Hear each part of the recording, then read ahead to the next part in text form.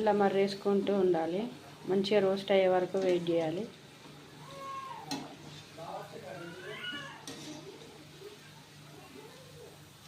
ఇలా మంచిగా రోస్ట్ అయిన తర్వాత తీసి పక్కన పెట్టుకోవాలి.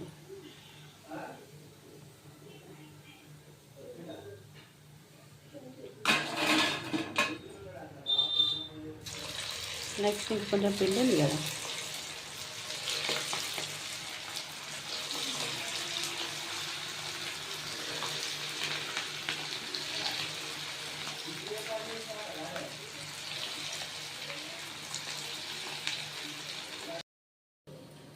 ఎట్లుంది అత్తమ్మ టేస్ట్?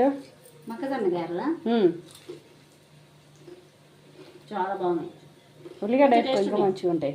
ఉల్లిగడ్డ, ఇంకా కరివేపాకు, మెంతికూర, ఇంకా చాలా ఉప్పు, కారం, జీలకర్ర, వెల్లిపాయలు అన్నేసినాం. బాగున్నాయి మంచిగా. కొంచెం ఎండిపోయిన కంకులైనా కూడా చాలా టేస్ట్ ఉన్నాయి.